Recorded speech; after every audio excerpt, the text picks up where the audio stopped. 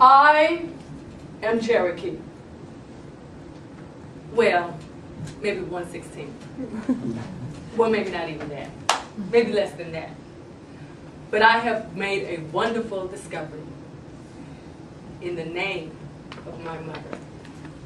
My fellow Toastmasters, Mr. Toastmaster. My mother had an odd name. Her maiden name was Tyiska.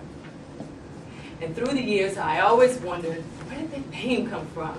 Why is your name Tyiska? I don't know any black people named Tyiska.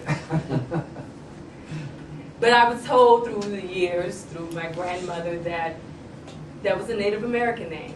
And that was the gist of the background or the history of that name. I remember when I was a little girl, we went to a Tyiska reunion. Very few, we've only been to 2. And I remember walking this road leading into the woods to this huge piece of land, and walking on what seemed like a mansion to me. And all these people were strange. I'd never seen them before, and I was wondering, why were they picking on me, rubbing my hair, looking at me, telling me to turn around, and telling me who I reminded them of.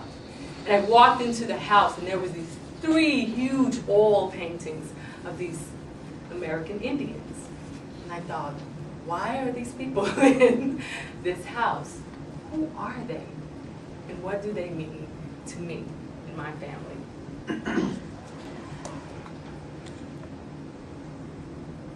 I got inspired through my grandmother's side of the family, the Hendersons, my maternal grandmother.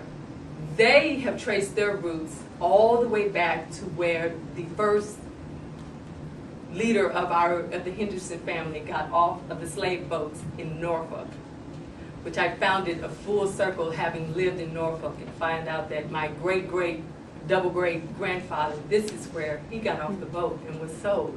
So I got inspired. I said, okay, I'm going to find out who these Tyiskans are, and what does that name mean? What tribe did they come from? And my search began. I started by writing the Genealogical Society of Oklahoma. I knew that some of us came out of Oklahoma. And they responded with letters and saying that, okay, well, Tyiska, this spelling of it, people from Russia. I said, maybe that's far-fetched. So we kept digging. Then I started talking to family members. I called some distant relatives that I had never spoken to before. I only heard their names in family conversations. One of them happened to live in San Francisco. And I called her up and I told her who I was. And she said, who? And I said, my father is Wilberforce Tyiska. She said, oh, that's all you need to say. What do you need? Because anywhere you find a Tyiska, we are related. Anywhere. And she began to tell me that I don't know much about us, but I heard through the grapevine that I think we came out of South Carolina. And I don't know how to the correct spelling of the word, but I know that it's pronounced Taiki. And I said, that's all I need. And from there, I went to the internet, and a whole world opened up. The first thing and she also told me that she heard that we came from the Cherokee tribe, nation. So I went back and said, okay, where was the original land of where the Cherokee nation first lived? And sure enough, South Carolina.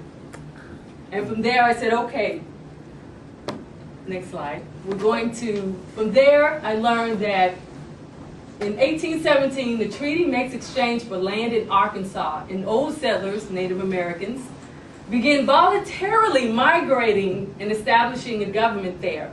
And I started piecing together that, okay, through this treaty of 1817, some of us probably moved out of South Carolina and started migrating voluntarily to Arkansas, because I did find Tyiskas or Taikis in Arkansas as well that were linked to my family.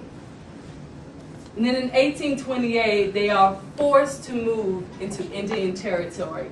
Thus began the famous Trail of Tears, which was not a solemn occasion. So in 1838 to 1839, the Trails of Tears began, where the U.S. government forced 17,000 American Indians from their homelands and migrated them into the Oklahoma or IT, Indian Territory land. And I do know that I have Tayiscas that were a part of that, of the Trail of Tears. In 1905, we began, the land allotment begins, and officially the rolls are taken. Next slide. And as you can see here, it's just an illustration of the Trail of Tears and how the original lands, and we started migrating into the Oklahoma Territory. Cherokee Nation settles there. Next slide. And at that time, Oklahoma was broken up into two areas. And according to the rolls, you'll see IT, meaning some people, Indians, were settled in the Indian Territory and some were considered Oklahoma. And when I started researching the Tayiscans, you would see Oklahoma Territory or IT. Next slide. And then just this is a blow up of where the Cherokee Nation pretty much settled, what part of Oklahoma they settled in. Next slide. Here is I found information that these were the original names of the Cherokee tribes, and the Americans or the Englishmen changed their names, and thus we get Cherokee. But this was the original name of the Cherokee Nation. Next slide. And here, the first time I saw Tayisca, Elizabeth, George, and Elias, and Annie. And I know that these are on the Don rolls, and they are Native American. And this is where I first found the beginning of the family members. Next slide. And then here, these are some more Don rolls. And you have Jeff. This is my great-grandfather, Jeff Tayisca. Next slide. Because it was so hard to find family members, is because of the census. When the census people came and took record of the family members, they changed the name, the spelling of it, because a lot of them could not read or write. So I had to find out, oh, we're here, now we're here, now we're here. And to this present day, this is how my mother spells her name, Tayisca. In Oklahoma, they spell it with an E. In Texas, they spell it with an I. Next slide. This is my grandfather, Wilberforce Tayisca. This is the only picture of him.